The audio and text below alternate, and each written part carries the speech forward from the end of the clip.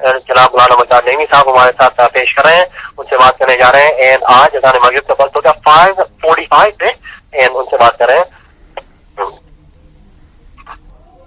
اعوذ باللہ السمیع العلیم من الشیطان الرجیم، بسم اللہ الرحمن الرحیم. تمام نبیوں کے سردار حضرت محمد صلی اللہ علیہ وآلہ وسلم اور تمام مذاہب کے سردار دین اسلام کے پیروکاروں، السلام علیکم ورحمۃ اللہ تعالی وبرکاتہ. آج سے ایک ٹاپک شروع کرنا چاہ رہا ہوں. اس کے بارے میں بہت سے لوگ جاننا چاہتے ہیں اور بہت سے لوگ بہت ساری چیزیں عجیب و غریب اس کے بارے میں جانتے ہیں. تو یہ ٹاپک ہے دجال. دجال کون ہے؟ دجال کہاں ہے؟ دجال کب برآمد ہوگا؟ یہ سارے جو ٹاپک ہیں اس کے اوپر آپ سے میں گفتگو کروں گا، اور امید ہے کہ آپ سب لوگ جو ہیں وہ اسے بڑے غور سے سماعت کریں گے.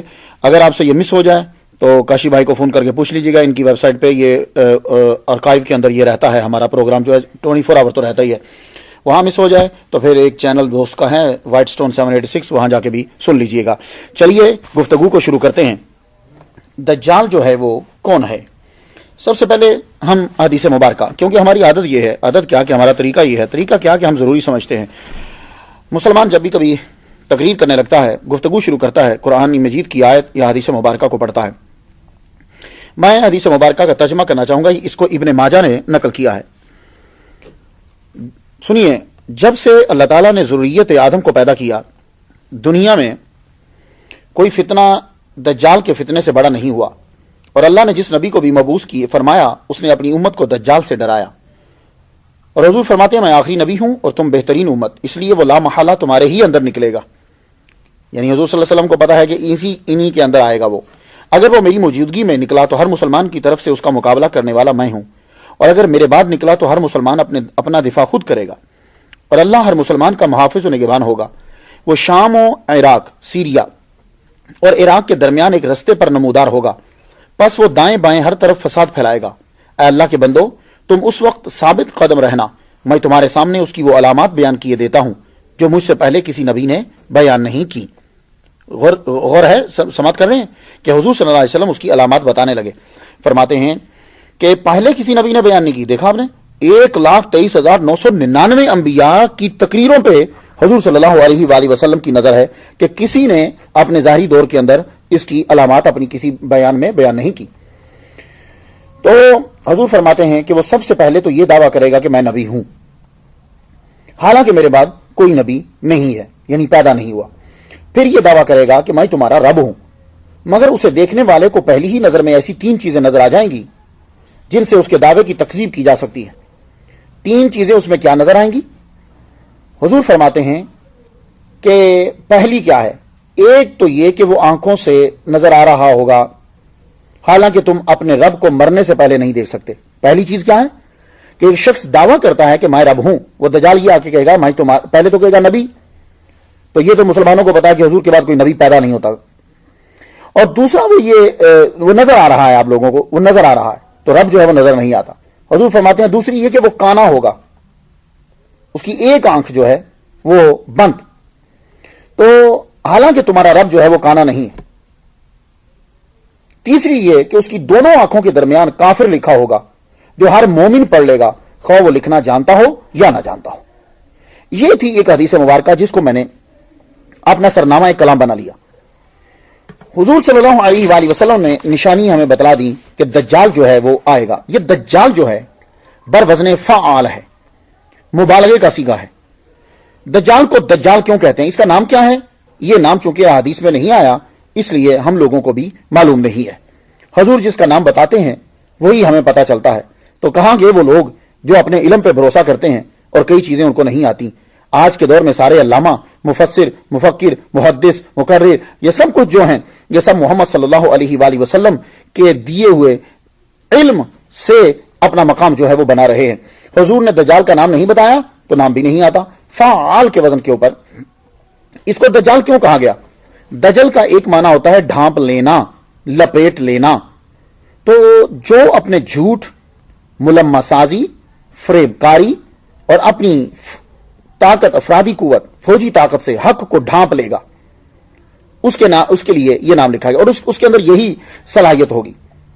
70,000 तो मुसलमान जो हैं वो भी उसके साथ शामिल हो जाएंगे, उसकी हेल्प करेंगे। ये बात याद रखिए, जब वो निकलेगा ना तो 70,000 मुसलमान और 70,000 यहूदी, ये तो वो लेके चलेगा। अब आप अंदाजा लगा लीजिए कि कितने लोग जो हैं वो, उसकी आर्मी कितनी पावरफुल है। और दजल किसी नकली चीज के ऊपर सोने का पानी चढ़ाने को कहते हैं, यह भी दजल का एक माना है। क्या मतलब कि नीचे की चीज सोना नहीं है, लेकिन जो उसके ऊपर चढ़ा दिया वो सोना है। बहुत सी चीजें आजकल आप देखते हैं, बाजार से आप जाते हैं लेने के लिए, तो आपको जो जेवर मिलता है वो आर्टिफिशियल होता, उसके ऊपर क्या है, सोने का पानी चढ़ा होता, तो नीचे सोना तो नहीं है ना। तो यही हाल है कि दज्जाल क्या करेगा, वो इंसानी हुकूक के नाम पर, जमहूरियत के नाम पर, माशी खुशहाली के नाम पर, माशरती मसावत के नाम पर, फलाह बहबूद की खातर मनसूबाबंदी, फन के नाम पर पूरी दुनिया को धोखा देगा। आप देख लीजिए इंसानी हुकूक के नाम पर क्या किया जाता है, जमहूरियत के नाम पर मुल्कों में क्या होता है। माशी खुशहाली कहेगा कि माशी खुशहाली आएगी, तुम लोग जो है मनसूबाबंदी इख्तियार कर लो। तो वो एक असल हकीकत जो धोखा दही है, जो फरेब है, उसके ऊपर मुलम्माकारी करेगा बड़े बड़े अच्छे लफ्जों की, ये उसका फन होगा। अब फन के नाम पर आप देख लीजिए, फनून लतीफा के नाम पर दुनिया में क्या होता है, तो वो यही काम करेगा पूरी दुनिया के ऊपर। फन के नाम के ऊपर हर एक को नचनिया बना देगा, हर एक को डांसर बना देगा, फन के नाम के, ये फन है। तो दज्जाल अकबर को दज्जाल मसीह भी कहा गया है। अब आप समझ गए कि दज्जाल को दज्जाल क्यों कहते हैं। ये मैंने सिर्फ मिसालें दी हैं कि यानी दज्जाल जो है वो बुरी चीजों को ढांपेगा, अच्छी चीजें उसके ऊपर रख देगा। तो बातल को जो फैलाएगा बातल को, लेकिन उसके ऊपर मुलम्माकारी करेगा अच्छाई की। तो इसी दज्जाल का नाम दज्जाल अकबर, ये जो इसको दज्जाल अकबर जो आएगा कुर्ब क़यामत जो है, इसको दज्जाल मसीह भी कहते हैं, मसीही दज्जाल भी कहा गया इसको। अब मसीह तो ईसा अलैहिस्सलाम को कहते हैं, तो इस दज्जाल को मसीह क्यों कहते हैं, यह समझना है। तो ईसा अलैहिस्सलाम को जो मसीह कहते हैं, वहां मसीह बमाना मासिह है, यानी बमाना फाइल है, यानी छूने वाला या सयाहत करने वाला, चलने वाला। तो ईसा अलैहिस्सलाम को मसीह इसलिए कहते हैं कि वो बीमार को छूते थे तो अल्लाह ताला की पावर से शिफा दे देते थे। वो बस चलते ही रहते थे, उन्होंने कोई अपना को आलीशान मकान नहीं बनाया, कभी यहां कयाम कभी वहां कयाम, अपनी वालदा मोहतरमा के साथ यूं ही सफर पे ही रहते, तो इसलिए भी उनको मसीह कहा जाता है। तो लेकिन ये जब हम तशरीह करते हैं कि मसीह बमाना मासे है और मसीह बमाना सयाहत करने वाला है, तो ये तो उसके अंदर भी है। दज्जाल भी छूता है और दज्जाल भी सयाहत करेगा, तो फिर फर्क क्या हुआ। तो सुनिए, फर्क ये है कि वो मसीह ईसा अलैहिस्सलाम मसीहुल हुदा हैं, हुदा हुदा हा के साथ, खुदा नहीं, हुदा हैं, हदायत के मसीहा हैं, और ईसा अलैहिस्सलाम मसीह सादिक हैं। और ये जो दज्जाल है ये मसीहुद दलाला है और मसीह काज़िब है ये। और दज्जाल को जो मसीह कहा गया है, उसके कहने की एक बड़ी वाज़ेह वजह यह है कि उसकी एक आंख और अबरू नहीं है। यह बात याद रखिए कि जो सबसे बड़ी वजह है उसको बयान करने की, उसकी एक आंख नहीं और आंख के ऊपर अबरू जो है वो भी उसके नहीं। इब्ने फारिस ने यही माना बयान किए हैं और यह माना बयान करते हुए एक हदीस हजरत हुज़ैफा रज़ियल्लाहु तआला अन्हु से नकल की। वो हदीस मुबारका क्या है, सुन लीजिए।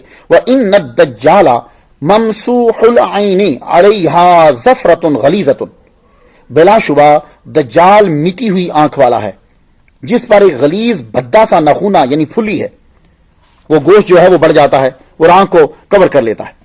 तो हदीस का जब मुतालिया करते हैं तो मालूम होता है कि दज्जाल की एक आंख ही नहीं बल्कि दोनों आंखें ऐबदार होंगी। बाज़ हदीस हम पढ़ते हैं तो उनसे मालूम होता है कि उसकी एक आंख नहीं और भी जो है दूसरी आंख भी होगी। तो सुन लीजिए, इसमें जो है ये मत समझिए कि हदीस जो है इनमें तारुज आ गया, नहीं, ऐसा नहीं है।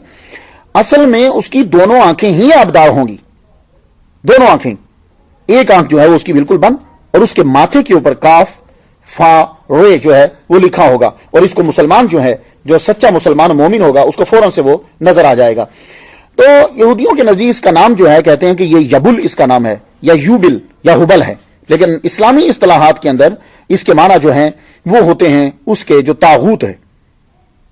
कुरान मजीद के अंदर ये लफ्ज जो है वो इस्तेमाल हुआ है। तो दज्जाल जब आएगा, कहां से ये आएगा और कब बरामद होगा, गुफ्तगू अभी जारी है। इजाजत दीजिए। व आखिरु दावाना अल्हम्दुलिल्लाहि रब्बिल आलमीन।